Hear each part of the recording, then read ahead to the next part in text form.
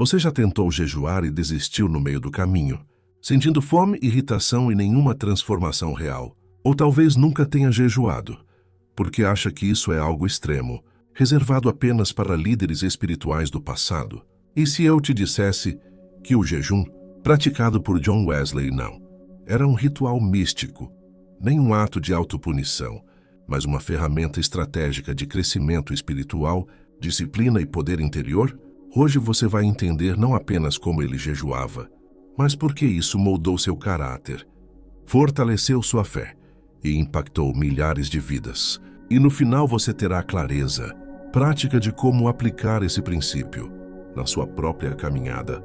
John Wesley não via o jejum como algo opcional. Para ele, era parte normal da vida cristã séria. Ele acreditava que certas disciplinas espirituais eram meios da graça, instrumentos pelos quais Deus trabalha no coração humano. E entre esses meios, o jejum ocupava um lugar importante, não como moeda de troca com Deus, mas como ferramenta de alinhamento interior. Wesley jejuava regularmente às quartas e sextas-feiras, prática que herdou da tradição cristã antiga. Ele não jejuava apenas quando estava em crise. Ele jejuava como disciplina constante. Isso já nos ensina algo poderoso. Ele não tratava o jejum como resposta emocional, mas como hábito estruturado. Agora pare e pense. A maioria das pessoas só busca intensidade espiritual quando está enfrentando um problema. Wesley buscava profundidade espiritual antes que os problemas surgissem. Ele entendia que disciplina antecede poder. Mas como exatamente ele jejuava? Normalmente, Wesley se abstinha de alimento até às 3 da tarde. Não era um jejum absoluto, prolongado de vários dias com frequência. Era regular, consistente e sustentável. Ele acreditava que a constância era mais formadora do que atos extremos ocasionais. Isso quebra uma ideia comum de que espiritualidade precisa ser dramática para ser profunda. O jejum de Wesley estava sempre conectado à oração. Ele não simplesmente deixava de comer. Ele substituía o tempo da refeição por busca intencional a Deus. Ele lia as Escrituras, orava de forma focada, examinava seu coração. O jejum era um catalisador de atenção espiritual. E aqui está algo que pode mudar sua perspectiva. Wesley não jejuava para convencer Deus a agir. Ele jejuava para alinhar seu próprio coração à vontade de Deus.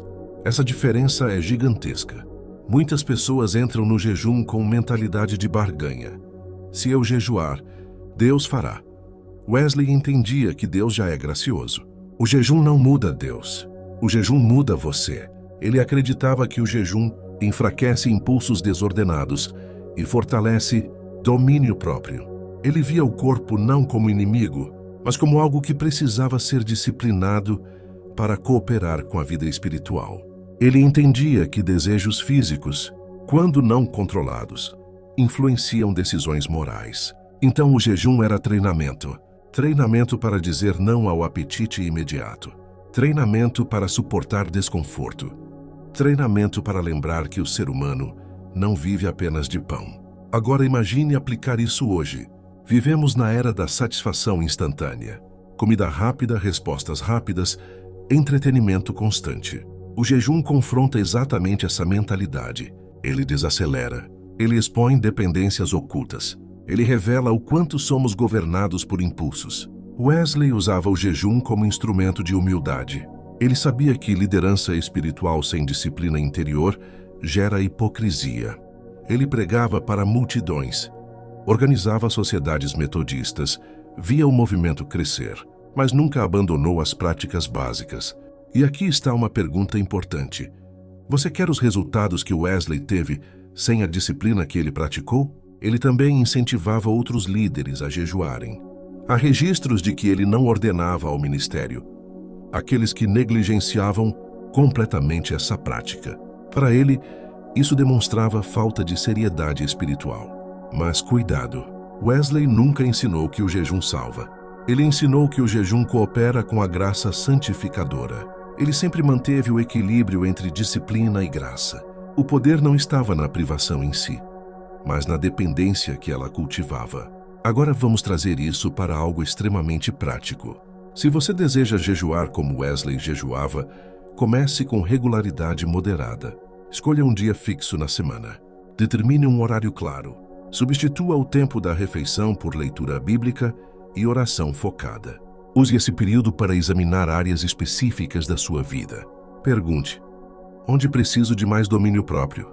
Onde tenho sido governado por desejos? Onde minha vida espiritual está morna? O jejum amplifica a consciência espiritual. Ele traz à superfície inquietações que costumam ser abafadas pela rotina. Mas existe algo ainda mais profundo. Wesley via o jejum como parte da busca por santidade prática. Para ele, fé verdadeira sempre produz transformação concreta.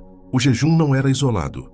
Ele caminhava junto com caridade, serviço ao próximo, estudo das Escrituras e prestação de contas em comunidade. Isso é essencial entender. Se alguém jejua, mas continua indiferente ao sofrimento alheio, algo está desconectado. Wesley acreditava que disciplina interior deveria produzir amor exterior. E aqui chegamos ao clímax desta primeira parte.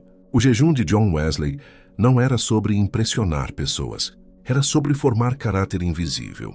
Era sobre fortalecer o homem interior para que o exterior fosse coerente. Você não precisa começar com extremos. Precisa começar com decisão.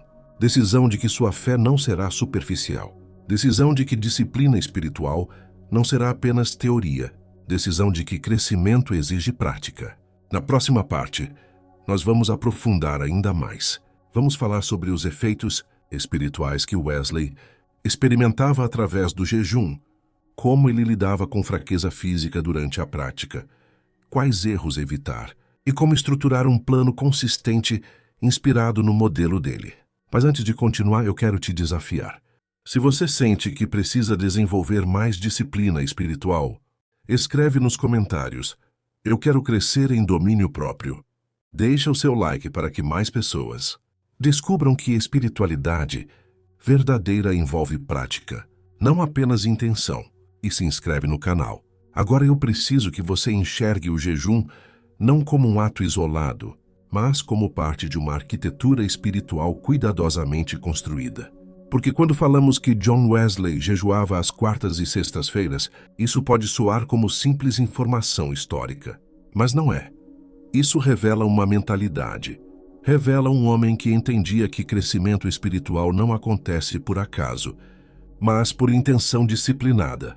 Wesley vivia em um contexto de frieza espiritual na Inglaterra do século XVIII. Igrejas formais, cristianismo cultural, pouca transformação prática. E ele percebeu algo que continua verdadeiro hoje. Quando a fé perde intensidade, as disciplinas espirituais são as primeiras a serem negligenciadas. E quando as disciplinas são abandonadas, a fé se torna superficial. Ele não aceitou isso, mesmo sendo extremamente ocupado, viajando milhares de quilômetros a cavalo, pregando múltiplas vezes por dia, organizando sociedades metodistas, escrevendo cartas e sermões. Ele mantinha seus dias de jejum. Isso já nos confronta profundamente, porque se alguém tivesse desculpas para negligenciar disciplina espiritual, seria ele. Mas ele entendia que exatamente por estar exposto a tanta responsabilidade, precisava ainda mais de estrutura interior. E aqui está algo que quase ninguém fala. Wesley não jejuava apenas quando sentia vontade. Ele jejuava mesmo quando não sentia entusiasmo. Isso quebra a ideia moderna de que disciplina espiritual depende de motivação emocional. Para ele, constância era mais importante do que emoção. Quantas vezes você já deixou de orar, ler ou buscar a Deus porque não estava sentindo? Wesley diria que é exatamente nesses dias que a disciplina se torna mais valiosa. Mas vamos aprofundar ainda mais. O jejum para Wesley tinha 3 propósitos claros: humilhar o coração, fortalecer o domínio próprio e intensificar a oração. Ele acreditava que o coração humano tem inclinação natural ao orgulho. E o jejum, ao expor fraqueza física, lembrava a dependência total de Deus. Quando o corpo sente fome, você percebe seus limites. Você se lembra que não é autossuficiente. Wesley via isso como oportunidade de quebrantamento, não como sofrimento inútil. Além disso, Ele associava o jejum à intercessão.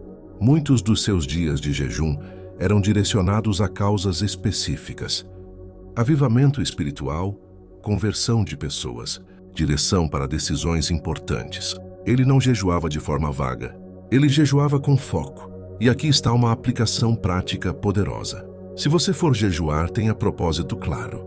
Não entre em jejum apenas porque é algo espiritual. Defina um foco: crescimento pessoal, libertação de um hábito, direção em uma decisão, intercessão por alguém. Foco gera intensidade, mas há outro aspecto fundamental no jejum de Wesley, que precisa ser compreendido com maturidade. Ele nunca ensinou que o jejum substitui obediência. Ele nunca colocou disciplina acima da graça.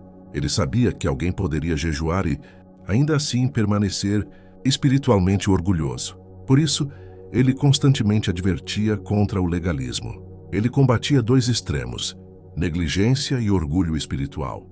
De um lado, pessoas que ignoravam completamente disciplinas espirituais. Do outro, pessoas que as praticavam para se sentirem superiores. Wesley rejeitava ambos. Ele ensinava que o jejum verdadeiro produz humildade visível. Se alguém jejuava e se tornava mais crítico, mais rígido, mais arrogante, algo estava errado. E isso é extremamente relevante hoje, porque é possível transformar o jejum em performance religiosa. Wesley entendia que o valor da disciplina não está na aparência externa, mas na transformação interna. Agora imagine o impacto acumulativo disso ao longo dos anos. Um homem que jejua 2 vezes por semana, substituindo refeições por oração e exame do coração, durante décadas. Isso não é evento isolado. Isso é formação contínua de caráter. Não é surpresa que ele tivesse tanta clareza moral. Não é surpresa que enfrentasse perseguições com firmeza. Não é surpresa que mantivesse ritmo intenso de ministério, até a idade avançada. Disciplina constrói resistência. E aqui está algo que talvez você nunca tenha conectado. O jejum fortalece a capacidade de dizer não. Quando você aprende a dizer não para algo legítimo como comida por um propósito espiritual, você fortalece o músculo interior que diz não para tentações ilegítimas. Wesley via conexão direta entre disciplina corporal e estabilidade moral. Ele entendia que a alma e o corpo estão interligados, que espiritualidade não é apenas mental, é integrada. Isso significa que o jejum não é punição ao corpo, é treinamento do corpo para cooperar com o espírito. Mas vamos ainda mais fundo. Wesley também vivia em comunidade disciplinada. Ele participava e liderava pequenos grupos onde havia prestação de contas real, perguntas diretas, exame mútuo, confissão de falhas. O jejum não acontecia isolado da vida comunitária. Ele fazia parte de uma cultura espiritual coletiva. Isso revela algo essencial. Disciplina individual é fortalecida quando existe ambiente coletivo saudável. Talvez você tenha dificuldade de manter constância porque está tentando fazer tudo sozinho. Wesley estruturou um sistema onde pessoas se encorajavam mutuamente à santidade. Agora pense no seguinte cenário. Você decide jejuar 1 vez por semana, durante 3 meses. Use esse tempo para oração específica. Anota reflexões. Avalia seu progresso espiritual. Compartilha com alguém maduro na fé. Observa áreas onde há crescimento e áreas onde há resistência. Você acha que permaneceria o mesmo? O jejum expõe ansiedades escondidas, expõe dependências emocionais, expõe impulsos. E quando isso vem à superfície, você tem oportunidade de tratar com Deus. Mas existe um alerta importante. Wesley também era prudente. Ele não incentivava práticas que prejudicassem a saúde de forma irresponsável. O jejum dele era estruturado, moderado e sustentável. Ele entendia limites físicos. Disciplina não é imprudência. Isso é essencial repetir. Espiritualidade madura respeita limites do corpo. O foco nunca foi sofrimento extremo. Foi constância significativa. E agora chegamos a um ponto decisivo. Se você admira a profundidade espiritual de John Wesley, precisa entender que ela não surgiu apenas de inspiração. Surgiu de prática repetida. Vivemos buscando atalhos espirituais, mas Wesley construiu profundidade com anos de fidelidade nas pequenas disciplinas. E talvez o que esteja faltando na sua vida espiritual não seja mais conteúdo. Talvez seja mais consistência. Imagine daqui a 6 meses você olhando para trás e percebendo que sua vida de oração se aprofundou, que sua sensibilidade ao pecado aumentou, que sua capacidade de autocontrole cresceu, que sua clareza espiritual ficou mais nítida, não por emoção passageira, mas por prática estruturada. Esse é o legado do jejum na vida de Wesley. Ele não jejuava para criar movimento. Ele jejuava para manter o coração alinhado. E aqui está a pergunta que fecha esta parte. Você está disposto a abrir mão de conforto temporário para ganhar profundidade permanente? Porque essa é a essência do jejum segundo Wesley. Na parte 3, nós vamos organizar tudo isso em um plano detalhado inspirado no modelo dele, incluindo preparação, execução pós-jejum, erros mais comuns e como manter equilíbrio entre graça e disciplina. Mas antes de avançarmos, eu quero que você tome uma decisão pública. Se você deseja desenvolver disciplina espiritual consistente, escreve agora nos comentários: eu escolho disciplina com propósito. Deixa o seu like para que mais pessoas entendam que fé profunda exige prática real. E se inscreve no canal. Agora eu preciso que você se imagine daqui a 1 ano, não daqui a 1 semana, não daqui a 1 mês. Daqui a 1 ano vivendo uma disciplina constante, silenciosa e profunda, inspirada na prática de John Wesley. Imagine que você decidiu não tratar o jejum como um evento espiritual ocasional, mas como parte da estrutura da sua vida. O que teria mudado? Sua mente estaria mais clara, seus impulsos mais controlados, sua sensibilidade espiritual mais aguçada. É exatamente aqui que a terceira parte começa. Porque agora não estamos falando apenas sobre o que Wesley fazia, mas sobre o que essa prática produziu nele ao longo dos anos. Wesley não construiu profundidade espiritual em momentos de euforia. Ele construiu profundidade no segredo. Ele jejuava quando ninguém estava vendo. Ele mantinha suas quartas e sextas-feiras não para impressionar, mas para alinhar o coração. E isso é decisivo, porque o verdadeiro teste do jejum não é o que acontece externamente, mas o que é formado internamente. O que o jejum fazia dentro dele? Primeiro, refinava intenções. Quando você retira o alimento, algo curioso acontece. O corpo reclama. A mente começa a negociar. Você percebe o quanto está acostumado a satisfazer desejos imediatamente. E nesse processo, você começa a enxergar outras áreas da vida onde também age por impulso. Wesley entendia isso. Ele sabia que o jejum revelava a anatomia do desejo. E aqui está algo profundo. O jejum não cria fraqueza espiritual. Ele revela fraqueza que já estava lá. Ele apenas expõe. Quando Wesley sentia irritação durante o jejum, ele não culpava a prática. Ele examinava o coração. Quando percebia distração, ele ajustava o foco. O jejum era um espelho, e espelhos não mentem. Segundo, o jejum fortalecia convicções, porque quando você aprende a dizer não a algo legítimo, por um propósito maior, você treina sua vontade. E vontade treinada é fundamental para qualquer crescimento espiritual sério. Wesley enfrentou perseguições, críticas severas, rejeição dentro da própria igreja, ameaças físicas. Você acha que isso se sustenta sem disciplina interior? O jejum ajudou a formar estabilidade emocional e espiritual. Terceiro, o jejum ampliava a consciência da graça. Parece contraditório, mas não é. Quando o corpo sente necessidade, a alma percebe dependência. Wesley nunca ensinou que o jejum conquistava mérito diante de Deus. Pelo contrário, ele insistia que toda disciplina deve nos lembrar que dependemos totalmente da graça. O jejum, para ele, era um lembrete físico da necessidade espiritual. Agora eu quero organizar isso em um plano extremamente prático, inspirado no modelo dele, mas adaptável à sua realidade. Primeiro, decisão clara. Não comece por impulso emocional depois de assistir a este vídeo. Decida um dia fixo na semana. Wesley escolheu quarta e sexta. Você pode começar com 1. A força está na regularidade, não na quantidade. Segundo, preparação consciente. Na noite anterior, ajuste sua mente. Não trate como um dia comum.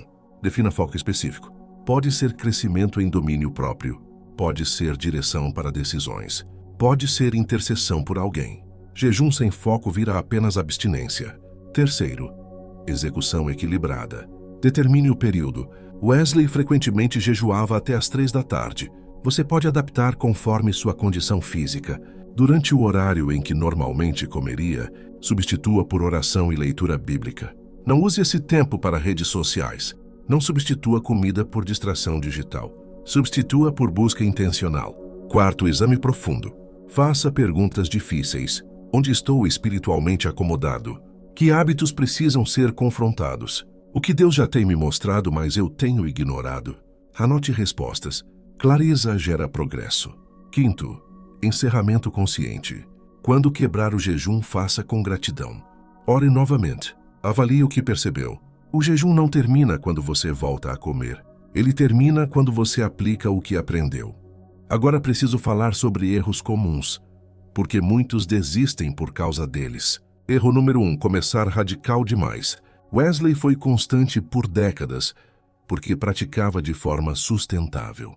Se você começa com extremos, provavelmente vai abandonar rapidamente. Erro número 2, transformar jejum em competição espiritual. Se você começa a medir espiritualidade pela quantidade de horas sem comer, perdeu o propósito. Erro número 3, ignorar limitações físicas. Disciplina nunca deve ser imprudência. Se houver condições de saúde, ajuste com sabedoria. Erro número 4, esperar experiências místicas toda vez. Nem todo jejum será emocionalmente intenso.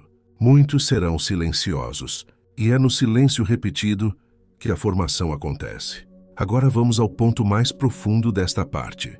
O jejum de Wesley fazia parte de uma visão maior, santidade prática. Ele acreditava que o cristianismo verdadeiro transforma comportamento, prioridades e caráter. O jejum era uma engrenagem dentro de um sistema maior de graça, oração, escritura e comunidade. Se você isolar o jejum, ele perde força. Se você integrá-lo à leitura bíblica, à prestação de contas e ao serviço ao próximo, ele ganha poder. Imagine uma rotina onde uma vez por semana você interrompe o ciclo automático da vida. Interrompe consumo constante, interrompe pressa, interrompe estímulos e dedica horas à reflexão e oração. Isso reprograma seu interior. E aqui está o clímax final. Você não jejua para provar força. Você jejua para reconhecer dependência. Você não jejua para manipular Deus. Você jejua para alinhar sua vontade à dele. Você não jejua para parecer espiritual. Você jejua para ser moldado no secreto. Foi assim que John Wesley construiu profundidade que sustentou um movimento espiritual inteiro, não apenas com sermões inflamados, mas com disciplinas invisíveis. E agora a pergunta decisiva não é se o jejum funciona. A pergunta é se você está disposto a praticá-lo com constância. Porque conhecimento sem prática não transforma. Se você chegou até aqui, não deixe essa série terminar apenas como informação histórica. Tome uma decisão concreta. Escolha um dia. Defina um foco. Comece de forma equilibrada. Persevere por alguns meses. Observe o que muda e depois volte aqui e compartilhe sua experiência. Escreva nos comentários agora. Eu escolho profundidade no secreto. Deixe seu like para que mais pessoas descubram que fé verdadeira exige disciplina real. E inscreva-se no canal, porque os próximos conteúdos continuarão, explorando práticas espirituais que moldaram homens e mulheres que marcaram a história. Porque no final, a diferença entre admiração e transformação é prática consistente.